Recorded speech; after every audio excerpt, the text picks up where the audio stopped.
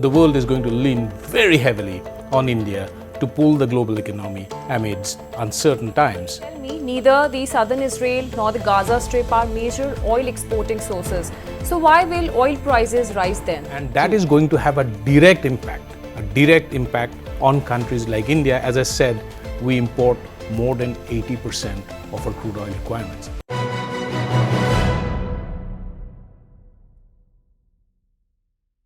Hello everyone, Namaskar. Hope you all are safe and good. Wishing all the viewers a very happy Dussehra. I am Charu Garg. As monsoon rains begin to retreat, the rhythm of pitter-patter is making way for the romance of the festive autumn air. इससे बेहतर दिन और नहीं हो सकता new podcast launch करने के लिए. So starting today, we kick off with Oh My Finance. We promise it will be your one-stop destination for information and insight on finance, economics, investing, stock markets, and much more. So let's get started with Phenomics.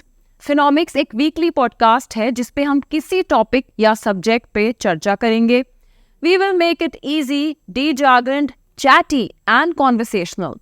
मेरे साथ है गौरव चौधरी जो एक senior journalist, commentator हैं और साथ ही co-founder and CEO of Earshot Digimedia, an award-winning podcasting platform.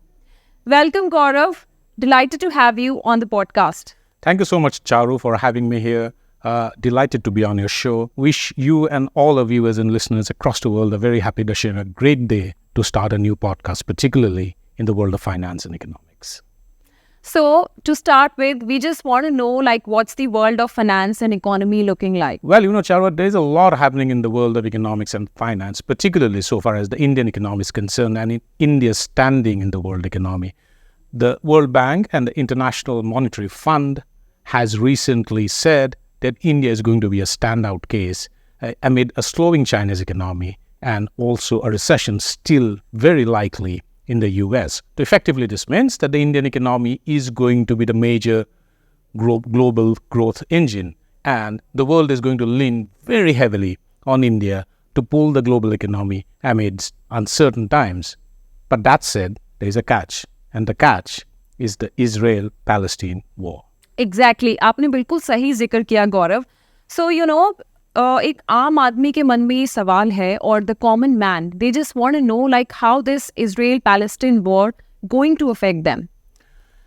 Well, I'm glad, Charu, you raised that question because we can ignore this question only at our own peril. And there's a reason I say that you, I, and everyone should care on what's happening between Israel and Palestine and the likelihood of that spreading to rest of the Middle East. Because if it spreads and intensifies, then it's going to reach our households and we rather be prepared for it. Really? But कैसे? सबसे ज़्यादा फर्क पड़ेगा oil prices पर. मैं बताता हूँ. India imports more than 80% of its crude oil requirements. And as the economy is expanding, the demand for oil will only grow up.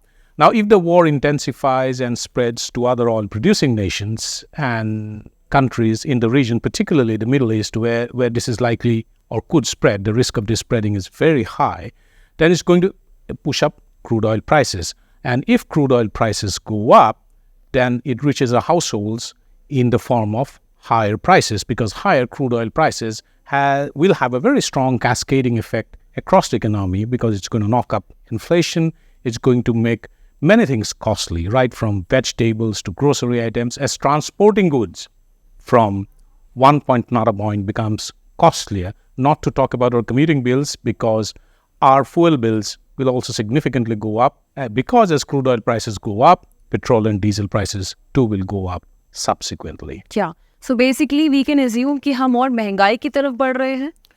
Absolutely. And that's not a good situation to be in. Gaurav, tell me, neither the southern Israel nor the Gaza Strip are major oil exporting sources. So why will oil prices rise then? True. While as a single sources of oil exporting or even infrastructure for crude oil exporting, neither southern Israel nor Gaza Strip, as you rightly pointed out, are big destinations in itself or big sources in themselves. But that said, the problem isn't the risk of the war spreading. अगर ये war बढ़ती है waste Asia की दूसरी oil producing areas तक crude oil prices के दाम बढ़ेंगे and that is going to have a direct impact a direct impact on countries like India. As I said, we import more than 80% of our crude oil requirements. And that is why we need to keep a close eye on what's happening there, because if it spreads, then we will, as we discussed in the previous question, we will have a serious consequence to face in terms of inflation. And from the business baron to the man on the street, it's going to affect everyone. That's correct. That was about the economy. But what about the Indian stock markets? Well, Indian stock markets have so far not reacted negatively to it and has hold on to a certain level of stability.